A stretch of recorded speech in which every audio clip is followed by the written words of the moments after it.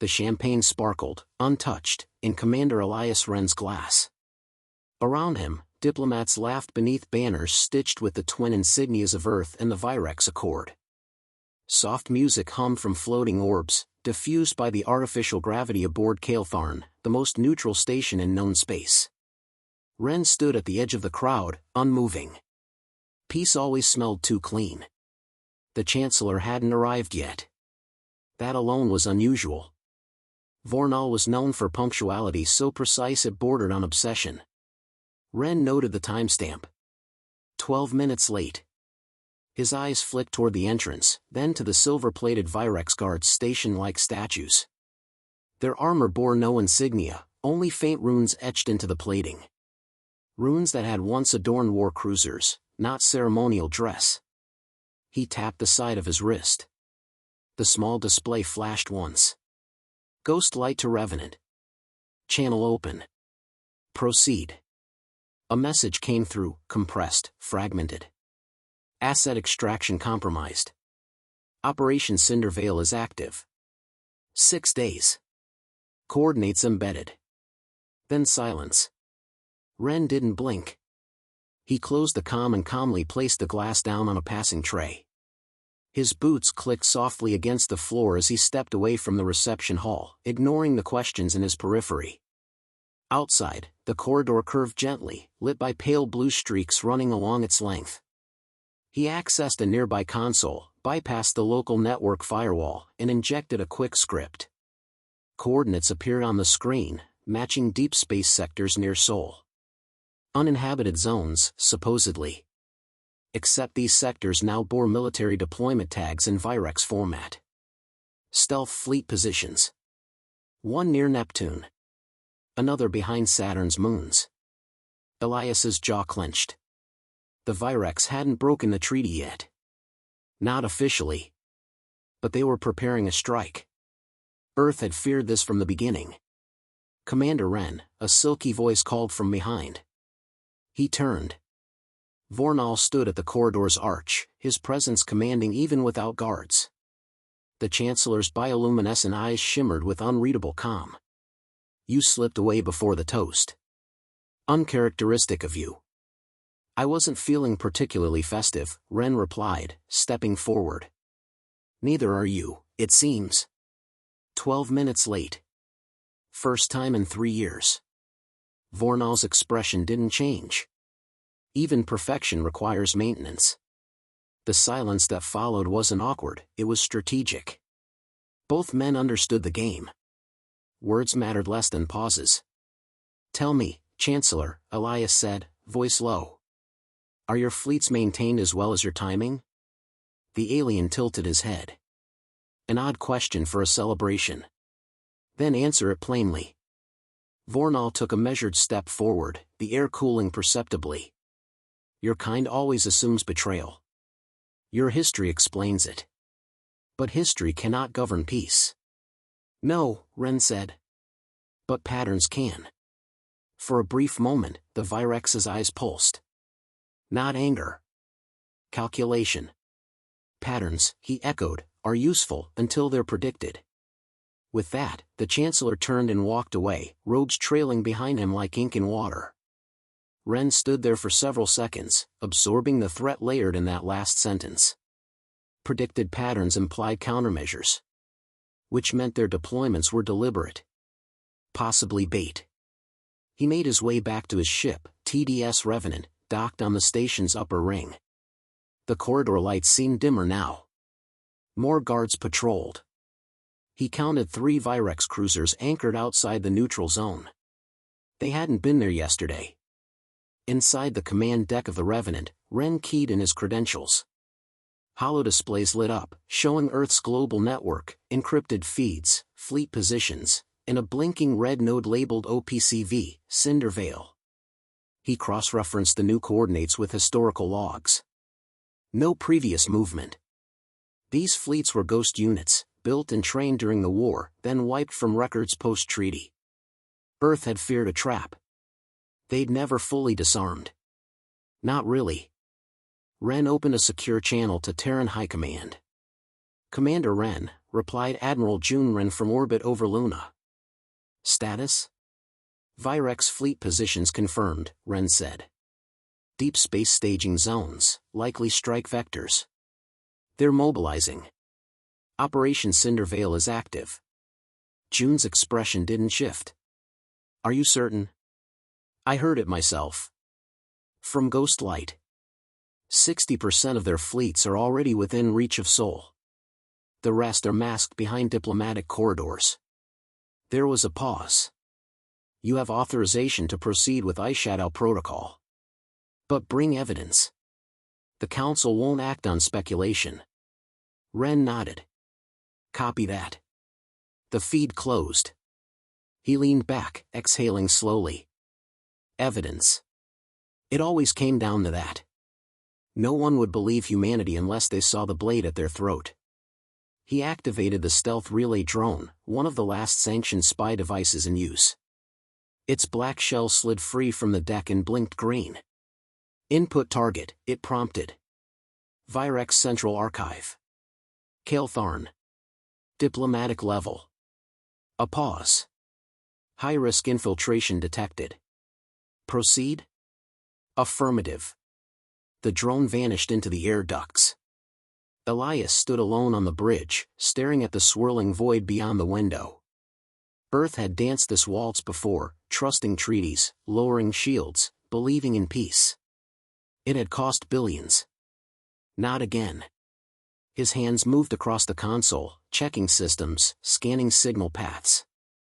A fragment of a transmission blinked open, one last ping from Ghostlight. Text only. They won't wait for day 6.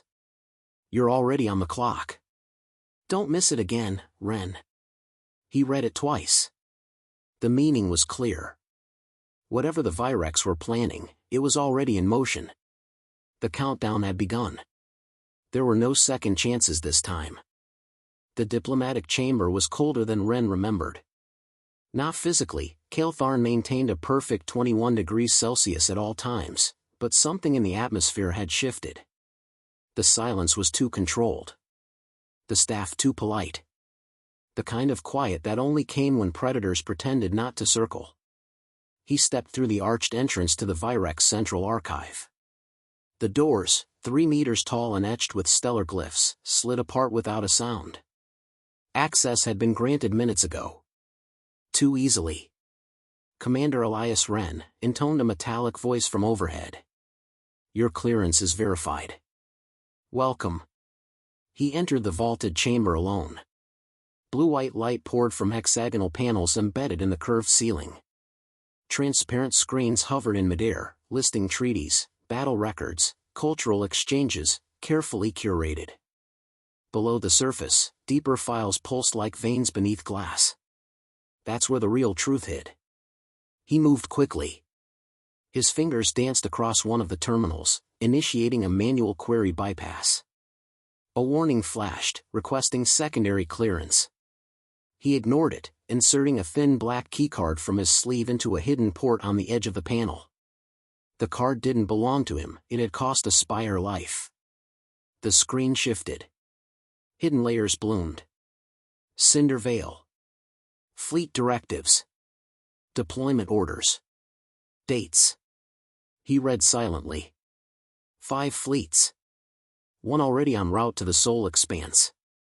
2 flanking jumps mapped through unmonitored corridors, masked as diplomatic convoys. The 4th parked in the shadow of the shattered moonlet of Chiron, likely waiting for a timing signal. The 5th wasn't logged at all, unlisted, invisible. His jaw tightened. A sound behind him, quiet, measured footsteps. You move through silence as if it won't betray you, came a voice, low and rich. Wren turned slowly.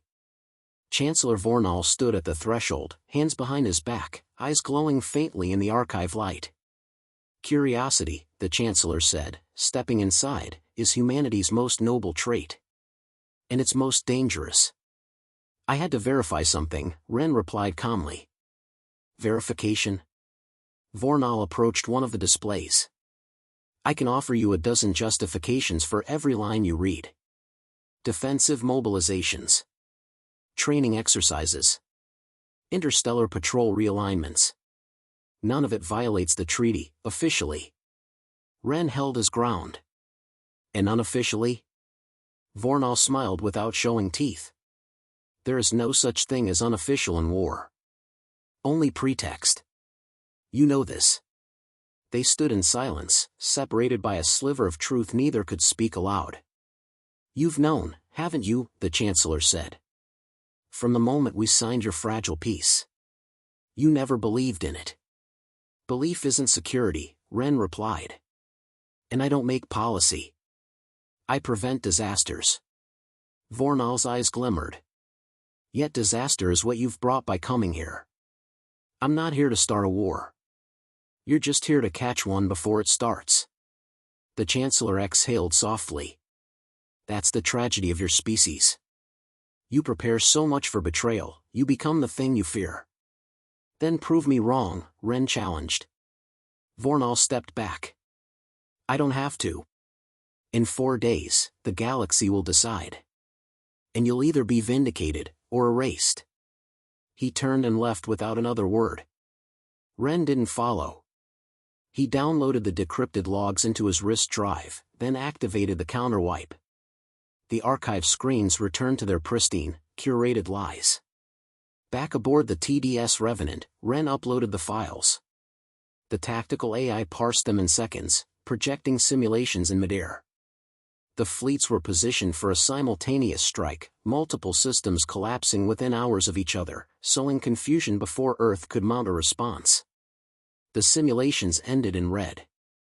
Projected survival rate, 6.3%. He patched through to Luna Command again.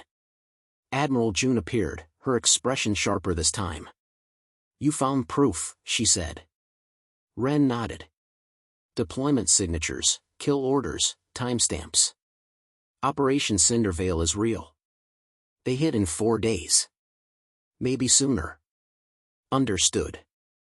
The Council's being briefed now. No consensus yet. Too many concerns about escalation. Escalation? Wren's voice rose. This is the escalation. We're already at the edge. I agree. But they need optics. Evidence aired galaxy-wide. If we move first, we're the villains. Wren's hands curled into fists. Then we make the Virex show their hand. June looked at him for a long moment. I shadow protocol? Activated the moment I left the archive, he said. June gave a slight nod. God help us all. The channel cut. Within hours, Wren's teams moved. Old sleeper satellites in the asteroid belt blinked to life, broadcasting fragments of the stolen logs to sympathetic neutral systems. Black Ops cruisers quietly repositioned along the dark edges of Virex routes. Earth's ghost fleets, decommissioned on paper but fully armed in reality, unfolded from stealth hangars behind Jupiter's shadow. He moved through it all with a strange clarity. This was the plan they'd hoped never to use. A defense built on mistrust, engineered by those who understood that in space, diplomacy was a theater. In war, was the backstage. Later that night, in the empty silence of his private quarters, Wren sat beside a small screen showing Earth's blue arc. A message pinged. Ghost light, encrypted, they know you know. They've accelerated. 78 hours until Earthfall. One fleet still unaccounted. We believe it's targeting communication arrays. If they blind you first, we all burn. He leaned forward, replaying it. The final line repeated in his mind. If they blind you first. He stood. There was one more play left.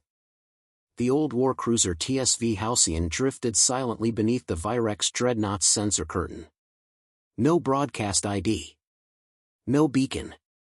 Painted black from hull to ion port, its engines glowed faintly like the embers of a dying star. In the command seat, Commander Elias Wren stared at the massive ship above, an angular fortress of silver and obsidian, shaped like a spearhead pointed toward Earth. Inside that dreadnought were the execution codes for Operation Cindervale.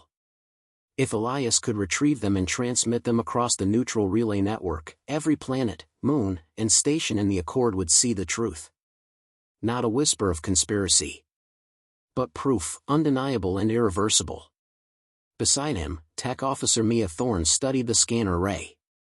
No patrol sweeps for 2 minutes, she said. Thermal masking holding.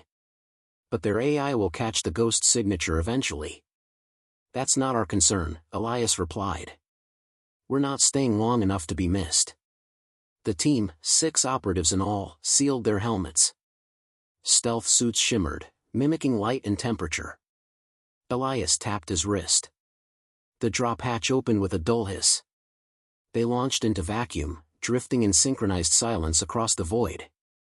The dreadnought loomed closer, its hull rippling with shifting armor panels and slow, breathing pulses of internal power. Clamps extended from the Halcyon, anchoring the team just long enough for magnetic grips to latch. Elias led them through an exterior maintenance duct, mapped during the early days of the war, when Terran spies dismantled Virex wreckage to understand how they breathed. Inside, red light glowed dimly along the walls. The atmosphere was thinner here. Virex physiology didn't require much oxygen. The team advanced in total silence, micro footsteps on grates, nothing but the sound of their own pulses. At the data core chamber, 2 guards blocked the entrance, bipedal, armored, faceless beneath the mirrored plates of their helmets. Virex enforcers. Unyielding. Elias raised 2 fingers. Thorne moved left. Another agent slipped right. The takedown was efficient. No energy weapons. No alarms. Just quick pressure points, a sharp twist, and the guards crumpled soundlessly. Ren bypassed the core lock and slid inside. The data chamber was a cathedral of information, crystalline columns spinning, humming, alive. Ribbons of light streamed from ceiling to floor. He accessed the terminal. Decrypting mainframe now, Thorne said, breath calm in his comms. Virex fleet instructions located. Broadcasting to relay satellites, now. A pulse shot through the chamber. Elias checked his wrist feed. The signal had bounced. Across 14 relay points, including stations monitored by neutral species. The files were authentic. Undeniable. Time-stamped, commander-signed, encoded in Virex diplomatic cipher. Signal received planetside, said a voice from Earth Command. Multiple systems responding. Accord members are demanding answers. Collapse has started. But then. Alert, unauthorized access detected. The dreadnought lurched. Red lights replaced blue. The corridors screamed as pressure locks cycled. Elias cursed. They know. The exit sealed behind them. Thorne grabbed the side control panel, rerouting power. They're isolating the data chamber, she said. They're going to vent it. Elias locked eyes with her. Override it. She hesitated for half a beat. No time. Then she shoved the power cell into his hand. Get to the external core. Her voice was steady. That'll punch a signal strong enough to fry half their satellites. If we go down, it'll still reach Earth. Not an option. She smiled grimly. You trained me. I know the cost. She hit the emergency override and sealed the chamber behind him. Elias sprinted through the narrowing corridors as gravity shifted and red strobes pulsed. Emergency drones scrambled behind him, tracking movement, ready to neutralize. He reached the dreadnought's exterior control ring. A thin walkway exposed to vacuum. He mounted the power cell into the external terminal and reconnected the uplink. The stars spun behind him. In the distance, the Halcyon had moved into visible range, now openly broadcasting. The cloak was off. Transmitting secondary burst, he said through clenched teeth. All data. Confirm when received. Earth Command responded seconds later. Confirmed. Data received, decoded, distributed. Virex duplicity exposed system-wide. They've lost political cover. Retreats initiated by Allied fleets. But it wasn't over. The dreadnought fired a warning shot, past the Halcyon, toward Earth's relay hub. Then a voice cut through his comm. Chancellor Vornal. You forced my hand, Commander. This was never the time I planned. You wanted clean execution, Elias replied, voice tight. No resistance. No witnesses. You wanted a quiet extinction. Humanity forces noise wherever it goes, Vornal said. You've delayed the inevitable. Nothing more. Maybe. But this time, we're not the ones hiding behind words. Elias disconnected. The Halcyon fired its stealth missiles. 3 Virex cruisers exploded into flame just as they entered Earth's orbit corridor. Terran satellites switched to military mode. Defense grids awakened. Within hours, Earth was surrounded, but not helpless. Ghost fleets launched, invisible and immediate, striking hard. Colonies activated emergency shelters. Civilian transports were redirected to hardened orbits. And across the stars, dozens of systems turned on the Virex. What had been a perfect plan, executed in shadows, was now lit for all to see. On board the Revenant, Elias stood alone on the bridge again, watching a live feed from Earth's upper atmosphere. One of the Virex dreadnoughts broke apart, collapsing inward in a blossom of silent flame. Beside him, Admiral June's voice came over the comm. You bought us time. The tide's turning. At what cost? Elias asked. June hesitated. Enough to remember. He looked down at the black armband around his wrist. It bore no name. Just a date, the day the war ended. Or pretended to. Now, finally, the mask was gone. The stars outside still burned. But this time, they burned for truth. The war didn't restart with explosions. It resumed in silence. Elias Wren stood on the observation deck of Luna Bastion, Earth's last major orbital fortress. Below him, the planet glowed with the soft blue calm of innocence. Children still played in gardens. Markets bustled. Cities hummed.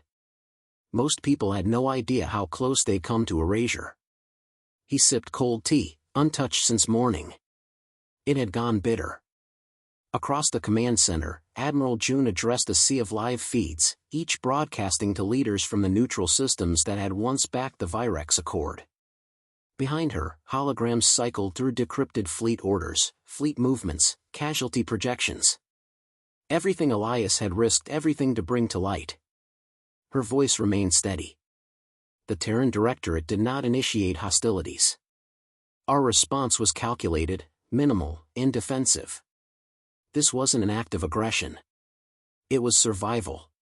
One of the Ulan delegates leaned forward in her chair. Your people retained fleets you claimed were dismantled. Elias spoke before June could. And the Virex deployed assassination units from peacekeeping vessels. We can trade accusations. Or you can accept what your own sensors confirmed. You saw the command signatures. This wasn't theoretical. It was execution on a timeline. The delegate paused. So Earth never believed in the treaty? No, Elias said flatly. We did.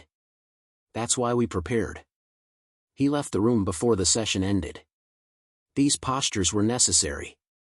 But they weren't his war anymore. He'd fought it already, in the dark, with knives, alone. Down in the corridor, a young ensign approached him, visibly nervous. Sir, message from Ghostlight. He stopped. She's alive? The ensign nodded. Scrambled channel. Temporary signal relay from Belt Sector. Wren ducked into a side room and keyed the transmission through a secure interface. The screen flickered, then resolved into static dappled video. Ghostlight's face appeared, dust on her cheek, eyes bloodshot but sharp. She was older than her file suggested. Field agents always were. They fell back, she said, voice low. Cindervale's failure fractured them. Internal councils are splintering. Some blame Vornal, some blame Earth. It doesn't matter. The knife they drew missed. Elias leaned in. Where's Vornal? Gone. Last known location, Draktoon, a fringe moon deep in contested space. He's consolidating loyalists. This isn't over. He wants retribution.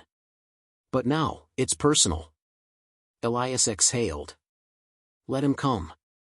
Ghostlight shook her head. He's not coming to negotiate. He's coming to humiliate. The feed cut. For a moment, Elias stood in the dark, hands clasped behind his back, mind racing. If Vornal escaped political fallout, he'd turn from covert conquest to vengeance. That meant small targets. Strategic humiliation. Earth's allies. Fragile systems. Weak links. And the galaxy would blame Earth all over again. Later that night, Elias visited the memorial wall. A long obsidian slab curved through the fortress's upper ring, etched with names too small to read from a distance. No flags. No anthem. Just silence and light. He found her name, Thorn. His fingers paused over it. Did you know, came June's voice from behind, that before she enlisted, she was a composer? Elias nodded. She used to hum during calibrations. Said noise helped her focus. June stepped beside him, arms folded. You've done more than most men ever will, she said. But you look like you haven't slept in days. I haven't. You need to rest. Earth's safe. No, Elias said quietly. It's not. It's just awake now. He turned away from the wall, walking slowly down the dim corridor. Outside the viewport, debris from shattered Virex vessels still floated like ash across the orbit line. Cleaning drones moved among them, sweeping silently. A message pinged again. It was from Ghostlight. Text only. 3 words. He's testing gates. That changed everything. The Virex hypergates, designed for interstellar cargo, were never meant for military incursions. They had strict energy signatures. Certain kinds of movement triggered automatic shutdowns. But if Vornal was testing them, he'd found a loophole. Something no one had considered. Elias tapped into the defense matrix and rerouted protocols. He sent a high-priority directive to all gate-adjacent stations.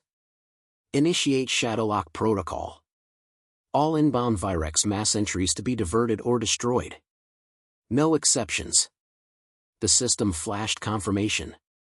At dawn, he returned to the briefing chamber. Delegates were arguing again. The Virex envoy, a thin figure with colorless skin and mechanical implants, was reading from a prepared apology, bland, meaningless. Elias didn't wait for June to speak. He walked directly to the center of the room. This isn't about peace anymore, he said. It's about prevention. We trusted a signature on paper while fleets gathered at our doorstep. No more. If any species attempts unauthorized transit through the Terran corridor again, they'll be answered, not with rhetoric, but force. We will not be blind.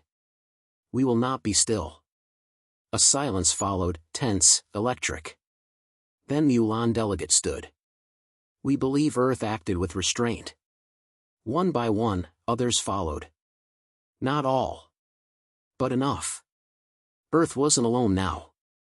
Later, alone in his quarters, Elias opened the final encrypted file from the Dreadnought, the one he hadn't shown anyone yet. It was a message from Vornal to his command elite. A voice recording. The humans will never know what they cost us. They will mistake our delay for mercy. But we are not finished. The universe must choose, obedience or extinction.